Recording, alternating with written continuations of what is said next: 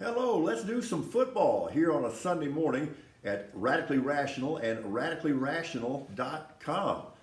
Coming to you from the College Football City of Champions. Think about it.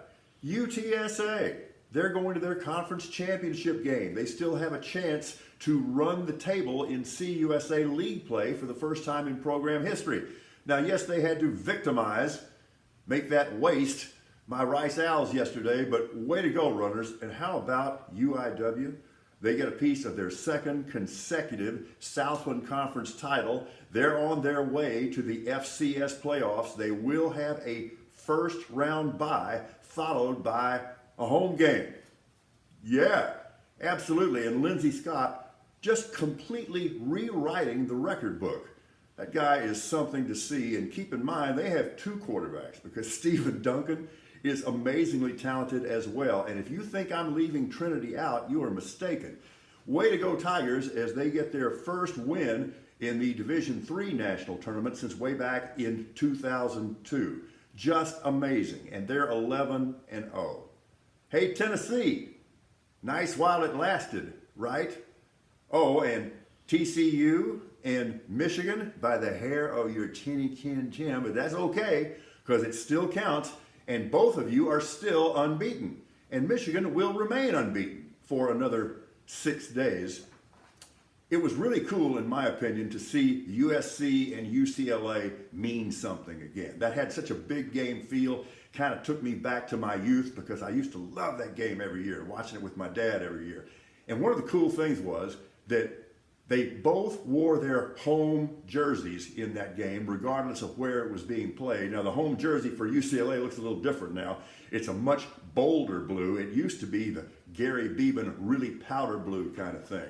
But congratulations to the Trojans, and they'll have something to say, I think, particularly if they win their Pac-12 League Championship game, and particularly once Michigan gets beat next Saturday, because that is going to happen.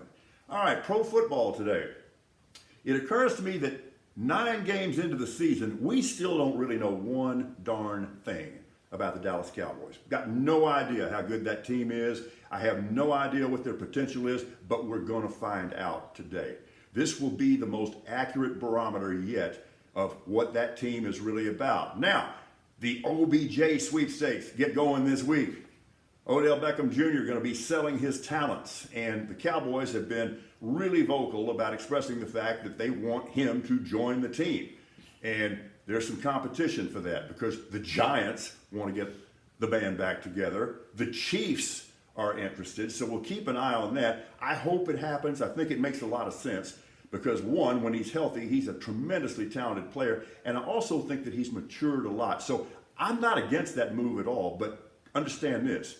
That wouldn't fix anything because if they don't get that run defense back in order and shorn up, nothing else is going to matter. But looking forward to a big day in the NFL today.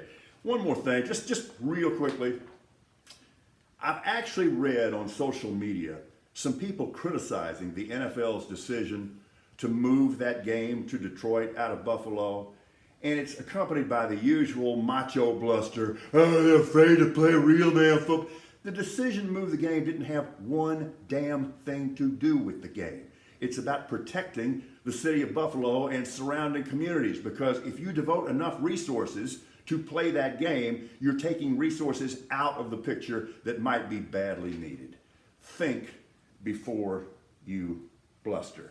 You want to see the rest of my NFL predictions today, Sunday Soothsayer? It's right here at radicallyrational.com. Okay, it appears that Saudi Arabia still owns us.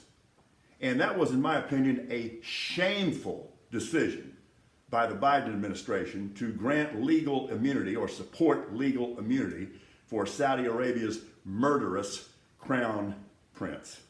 All I will say is you can't say you're standing on principle when you're on your knees begging. That is a shameful move. Attention Earth, Qatar, Qatar, whatever it is, done played you. And this ultimately has nothing to do with whether or not you can buy some suds at a soccer game. What this is about is that nation should never have been awarded the World Cup in the first place when you look at their record on human rights. And that tirade by the FIFA foof yesterday, embarrassing. All right, one more thing. This whole Mondo Bizarro Twitter thing would actually kind of make me laugh if it weren't so serious and it didn't have such national and global implications.